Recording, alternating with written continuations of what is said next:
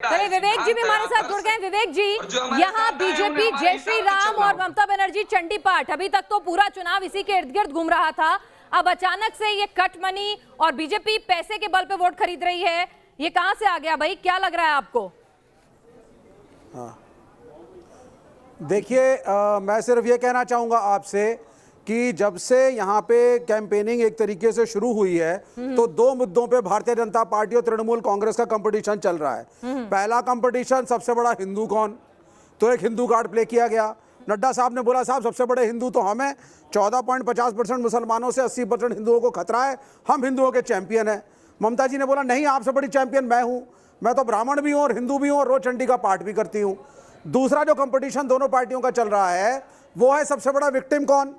Bharatiya Janata party के नड्डा साहब ने बोला मैं बीजेपी जैसी बड़ी पार्टी का अध्यक्ष हूं, मुझ पे हमला हुआ, सबसे बड़े विक्टिम हम हैं साहब, इससे सहानुभूति हमारे साथ करिए। अब ममता जी को चोट लगी, ममता जी कह रही है सबसे बड़ी विक्टिम मैं हूं। कि पश्चिम बंगाल में जब कभी वाम दलों का हमारा स्टैंड ये है, हमारा ऐसा लग रहा है बीजेपी वर्सेस तृणमूल कांग्रेस है। आप कहां हैं? आपको तो कॉम्पिटिटर नहीं, ऐसा नहीं है कि हम कहीं नहीं है और आपने कह दिया तो हम कहीं नहीं है, हम तो पूछ रहे हैं। आपने नहीं, ऐसा है मीडिया हाइप होने से कुछ नहीं होगा, रिजल्ट आएगा आपको दिखेगा। ब्रिगेड ग्राउंड पे सबसे बड़ी रैली 10-12 लाख लोगों की हमारी थी। मोदी साहब की रैली में लोग भी नहीं आए थे। ग्राउंड का कैडर इंटैक्ट है। डेवलपमेंट के इशू पे लेफ्ट लड़ेगा, ना राम पे लड़ेगा ना रहीम पे लड़ेगा। हमारा कहना है बीजेपी बता दे अगर ये सत्ता में आएंगे गैस सिलेंडर कितने का मिलेगा, पेट्रोल कितने का देंगे, डीजल कितने का देंगे, ये फैक्ट्स एंड फिगर्स मेरे को बता देंगे। आप जो हैं वो राम रहीम करवा रहे हैं पश्चिम बंगाल में आकर, और ममता बनर्जी कहती हैं आप पैसों के दम पर चुनाव जीतने की कोशिश कर रहे हैं, चुनाव लड़ रहे हैं। आरोपों का जवाब दें। कम्युनिस्ट नेता से एक लाइन पूछिए ना, एक लाइन। आप ही पूछ लीजिए कौन है? हाँ? धर्म गुरु को लेकर ये रैली करते हैं। बंगाल में 34 साल बंगाल को लूट के बर्बाद कर दिए।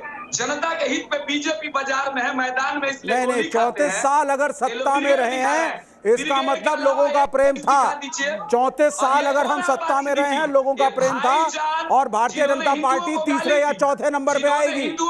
लेफ्ट और तृणमूल की पहली पोजीशन की लड़ाई है और हम ही आएंगे क्योंकि पूछिए। अरे भैया, भारतीय जनता पार्टी का क्या अस्तित्व है आपका? विवेक जी, शायद आप पिछले लोकसभा के नतीजे भूल गए। वामदल कहां खड़े थे? लगता है मोहब्बत कम हो गई, पश्चिम बंगाल के लोगों ने आपसे डिवोर्स ले लिया। लोकसभा के चुनाव असेंबली के चुनाव में फर्क होता है, लोकसभा के चुनाव असेंबली के चुनाव में फर्क होता है, और तृणमूल कांग्रेस के रिजेक्टेड लोग वो जाकर के भाजपा बना रहे हैं, जो तृणमूल का पूरा करकट है।